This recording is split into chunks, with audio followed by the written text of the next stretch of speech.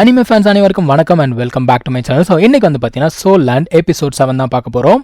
போன எபிசோடில் நம்ம எங்கே முடிச்சிருப்போம் அப்படின்னா, இவங்க அந்த காட்டுக்குள்ளே வந்திருப்பாங்க சோல் ரிங் அப்படிங்கிறத வேட்டையாடுறதுக்காக. ஸோ மாஸ்டர் என்ன பண்ணியிருப்பாருன்னா, அவருடைய அந்த சோல் பீஸ்ட்டை வெளில வர வச்சிருப்பாரு. அது பாருங்க பார்க்கறதுக்கு குட்டி நாய் மாதிரி இருக்கு. இவர் வந்து மியூட்டேட்டட் சோல் இவருது, சரிங்களா? அதனால இவருடைய பவர் வந்து ரொம்ப கம்மி. அது மட்டும் இல்லாமல் மனுஷன் வந்து லெவல் 29 தாண்டவே இல்லை. நல்லா பார்த்துருந்தீங்கன்னா தெரிஞ்சிருக்கும். இவருக்கு 2 சோல் ரிங் தான் இருக்கும். அதாவது ஃபர்ஸ்ட் சோல் ரிங் வந்து லெவல் 10ல் இருக்கும்போது எடுப்பாங்க. செகண்ட் சோல் ரிங் வந்து லெவல் 20. அப்போது தேர்ட் சோல் ரிங் இவர் எடுக்கவே இல்லை. ஸோ லெவல் 30 இவர் கிராஸ் பண்ணவே இல்லை.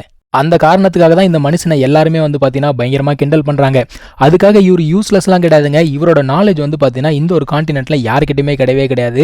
இப்படியே இவங்க என்ன பண்ணுறாங்கன்னா, காட்டுக்குள்ளே கொஞ்சம் கொஞ்சமாக நடந்து போய்கிட்டே இருக்காங்க. இப்போ விஷயம் என்னன்னா, இவனுக்கு ஏற்ற ஒரு சோல் பீஸ்ட்டை பார்க்கணும். இவர் வந்து ஒரு மூங்கில் ஒன்று பார்க்குறாரு. ஆனால் இதோட வயசு ரொம்ப கம்மியாக இருக்குது, இது உனக்கு வேண்டாம் அப்படின்னு சொல்லிட்டு போயிடுறாரு. ஸோ அந்த பையன் கேட்குறான், வயசெல்லாம் எப்படி நம்ம கண்டுபிடிக்கிறது அப்படின்னு சொல்லிட்டு கேட்குறான். அப்போ அவர் எக்ஸ்பிளைன் பண்ண ஆரம்பிக்கிறார். நீ அந்த கலரை பார்க்கணும், அதுக்கப்புறம் அதோட சைஸை பார்க்கணும், இதெல்லாம் வந்து சொல்லி கொடுக்குறாரு. அதுக்கேற்ற மாதிரி அந்த ரிங்கோடைய கலரும் மாறும், அதோடைய பவரும் மாறும் அப்படிலாம் சொல்லிட்டு இவர் எக்ஸ்பிளைன் பண்ணிக்கிட்டே இருக்கிறாருப்பா. அதுக்கப்புறம் இவர் என்ன சொல்கிறாருன்னா, காட்டுக்குள்ளே நம்ம நெருப்பை மட்டும் பற்ற வைக்கக்கூடாது. என்னதான் சின்ன சின்ன அனிமல்ஸ் எல்லாம் நெருப்பை பார்த்து பயந்தாலும் பெரிய அனிமல்ஸ்க்கு நெருப்புனா ரொம்ப பிடிக்கும். அது வந்துருச்சுன்னா நம்மளால் சமாளிக்க முடியாது, அதனால நெருப்புங்கிறது வேணாம் அப்படிங்கிறாரு. அதுக்கப்புறமா அங்கே ஒரு சில பீஸ்ட்லாம் இருக்குது, அது இறந்து போயிருக்கு. அந்த இறந்து போன பீஸ்டோட சோல் ரிங்கை எப்படி உடம்புக்குள்ள அப்சர்வ் பண்ணணும் அப்படின்னு சொல்லிட்டு அந்த பையனுக்கு சொல்லி கொடுக்குறாரு. இவங்க இப்படியே உட்காந்து பேசிக்கிட்டே இருக்காங்க. திடீர்னு பார்த்தா ஏதோ ஒரு இடத்துல ஒரு பீஸ்ட் ஒன்று வரா மாதிரி இருக்கு. இந்த நாயம் வந்து பார்த்தீங்கன்னா, இது நாயின்னு சொல்றதா என்னன்னு சொல்றது, சரி அதுவும் வந்து ரொம்ப அப்படியே ஆக்ரோஷமாக அட்டாக் பண்ணுறதுக்கு ரெடி ஆகுது.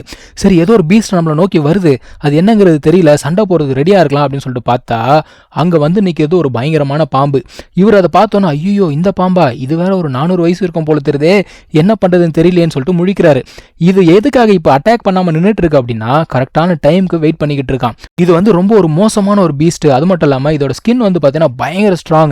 நீங்கள் கத்தி வச்சு குத்துனா கூட அதில் இறங்கவே இறங்காது. அதுக்கப்புறமா இதுக்கு வந்து பார்த்தீங்கன்னா பாய்சன் அப்படிங்கிறது இருக்கு அண்ட் ரொம்ப வேகமாக போகக்கூடிய ஒன்று. சரி இங்கேருந்து எப்படியா தப்பிச்சு போயிடலாம் அப்படிங்கிற மாதிரி வேடிக்கை பார்த்துட்டே இருக்காங்க. இதோட வீக்னஸ் அப்படின்னு பார்த்தீங்கன்னா, ஒன்று வாய், இன்னொன்று வந்து கண்ணு. இந்த 2 இடத்துல மட்டும்தான் தாக்க முடியும். அதாவது அங்கே பீஸ்ட் இவங்களை அட்டாக் பண்ண நின்றுட்டு இருக்கு, மனுஷன் இந்த இடத்துல வந்து பார்த்தீங்கன்னா லெசன் எடுத்துட்டு இருக்காரு. அதுக்கப்புறமா சொல்றாரு, இங்கே பாரு என்ன ஆனாலும் சரி என் கையை விட்டுறாத, நம்ம இங்கேருந்து எஸ்கேப் ஆகணும்னு சொல்லிட்டு வேகமாக ஓடுறாங்க. அந்த ஒரு பீஸ்டும் இவங்களை துரத்திட்டு வந்துகிட்டு இருக்கு. நம்ம ஹீரோ கூட ஓட வேண்டியது தானே, அதை விட்டுட்டு திடீர்னு என்ன பண்றான்னா, அந்த மாஸ்டர் கிட்ட இருந்து எஸ்கேப் ஆகி பின்னாடி வந்து அந்த ஒரு பீஸ்ட் கூட போய் சண்டை போட ஆரம்பிக்கிறான். இவன் கிட்ட ஹிடன் வெப்பன்ஸ் இருக்கு, அதை வச்சு அட்டாக் பண்ணலாம் அப்படின்னு சொல்லிட்டு நினைக்கிறான். ஆனா அந்த வெப்பனால இதை மேல வந்து எந்த ஒரு காயத்தையுமே ஏற்படுத்த முடியல. ஆல்ரெடி சொன்ன மாதிரி அதோட ஸ்கின் வந்து பயங்கர ஸ்ட்ராங்கா இருக்கு. இது வந்து இவனை அட்டாக் பண்ண ஆரம்பிக்குது. இவனை வந்து தப்பிச்சு போய்கிட்டே இருக்கான். பயபுள்ள நல்ல வேலை நிறைய வந்து பிராக்டிஸ் பண்ணதுனால இதுகிட்ட இருந்து ஈஸியாக தப்பிக்க முடியுது. இவன் கிட்ட வந்து பார்த்தீங்கன்னா ஒரு டெக்னிக் ஒன்று இருக்கு. அந்த டெக்னிக்கை யூஸ் பண்ணி இவன் கையை வந்து ஒரு மாதிரி மாடிஃபை பண்ணுவான். அந்த மாதிரி மாடிஃபை பண்ணும்போது அதோட பவர் வந்து இன்க்ரீஸ் ஆகும். அது மட்டும் இல்லாமல் பாய்சன் எதுவுமே அவனுக்கு அஃபெக்ட் ஆகாது. அதை யூஸ் பண்ணி அதோட வாய் அப்படியே இருக்க பிடிச்சிக்கிறான் 2 கையிலையும். அதுக்கப்புறமா ஒரு கத்தி எடுத்து என்ன பண்ணனா, உள்ளுக்குள்ள வாயில குத்தி விட்டுறான். அது வந்து ஒரு பக்கம் துடிச்சிக்கிட்டு இருக்கு. அந்த கேப்ல மாஸ்டர் ஓடி வராரு. நான் உன்னை விடாதுன்னு தானே சொன்னேன், எதுக்காக என் கையை விட்டு ஓடி போனேன்ற மாதிரி கேட்கிறாரு. அவருக்கு என்னன்னா, இவனுக்கு ஏதாவது அடிபட்டுச்சா என்னன்னு தெரியலையேன்னு சொல்லிட்டு சுற்றி பார்க்குறாரு. நல்ல வேலை உனக்கு எந்த அடியும் படல, ஏதாவது ஆயிருந்தா நான் என்ன பண்ணுறதுன்ற மாதிரி அவர் புலம்புறாரு. அதுக்கப்புறம் பார்த்தா அந்த ஒரு பீஸ்ட் அங்கே கீழே விழுந்து கிடக்கு, அதோட வாயில கத்தி இருக்கு. ஸோ மாஸ்டர் என்ன சொல்கிறாருன்னா, இதுக்கு வந்து கண்டிப்பாக 400 இயர்ஸ் தான், ஸோ கண்டிப்பாக இதை நீ யூஸ் பண்ணலாம், உன்னோட ஃபர்ஸ்ட் சோல் ரிங் ரெடி அப்படிங்கிறாரு. இவன் அப்படியே பார்க்குறான், என்னது இந்த பாம்பா அப்படிங்கிறான். ஆமாம் இந்த பாம்பு தான். நம்ம எந்த மாதிரி சோல் ரிங் வேணும்னு சொன்னோம் சொல்லு பார்ப்போம் அப்படின்னோடனே, அது வந்து வேகமாக இருக்கணும், ஸ்ட்ராங்காக இருக்கணும், அதுக்கு வந்து பாய்சன் இருக்கணும். ஆமாம் இது எல்லாமே இதுக்கு இருக்கே அப்படிங்கிறான். ஆமாம் அதனால் இதை வந்து நீ அப்சர்வ் பண்ணிக்கோ, நான் எப்படி சொன்னனோ அந்த மாதிரி ட்ரை பண்ணு அப்படின்னு சொன்னோடனே இவன் உட்காந்து ட்ரை பண்ணணும்னு பார்க்குறான். இதில் விஷயம் என்னென்னா, இது வரைக்கும் இது யாருமே ட்ரை பண்ணதே கிடையாது. நம்ம மாஸ்டரோடைய தியரி தான் இது எல்லாமே. நீ வந்து ட்ரை பண்ணுறதுக்கு ரெடியா, என்னை நம்பி நீ வந்து ட்ரை பண்ணுறியா அப்படின்னு சொல்லிட்டு அவர் கேட்குறாரு.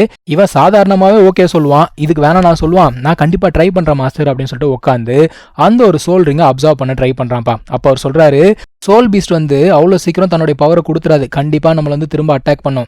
அதனால நீ வந்து அந்த இடத்துல விட்டுறாத, அதை திருப்பி சண்டை போட்டு அந்த சோல் ரிங்கை முழுசாக நீ அப்சர்வ் பண்ணிக்கோ அப்படின்னு சொல்கிறாரு. ஓகே மாஸ்டர் அப்படின்னு சொல்லிட்டு உட்காந்து அதை அப்சர்வ் பண்ணுறான்.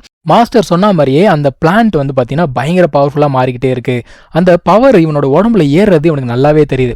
அட் த சேம் டைம் அந்த ஸ்னேக் சும்மா விட்டுருமா, அது என்ன பண்ணுதுன்னா இவனே வந்து அட்டாக் பண்ணுது.